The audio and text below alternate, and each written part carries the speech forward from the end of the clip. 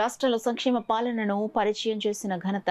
తెలుగుదేశం పార్టీకి దక్కుతుందని టీడీపీ నగర అధ్యక్షులు మల్లిపూడి వీరు పేర్కొన్నారు. కాకినాడ మిలిటరీ రోడ్ మహాత్మా వీధి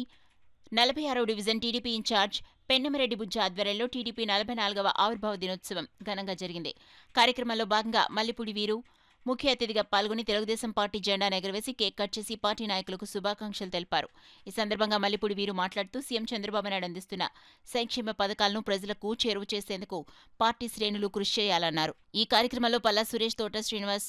కొండపని సాయిభారత్, కేలంగి ప్రసాద్, వినుకొండ నానాజీ, దేవిశెట్టి రాజ్కుమార్, దేవిశెట్టి రమణ, కందిమర్తి రామకృష్ణ, జనపనేడి నాగేశ్వరరావు, త్రిమూర్తులు, కలదిండి సురేష్, రమణ, హనుమంతరావు, వెంకన్నబాము,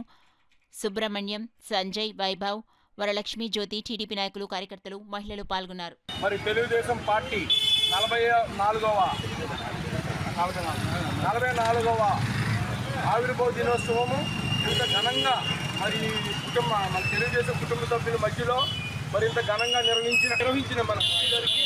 అలాగే తెలుగుదేశం కుటుంబ సభ్యులందరికీ కూడా పేరు పేరున మన వనమాడి వెంకటేశ్వర కొండబాబు గారి తరఫున కృతజ్ఞతలు తెలియజేసుకుంటూ, ఈ విధంగా మరి ఎన్టీ రామారావు గారు మన యొక్క ఈ పార్టీని స్థాపించిన నందమూరి ఎన్టీ రామారావు గారి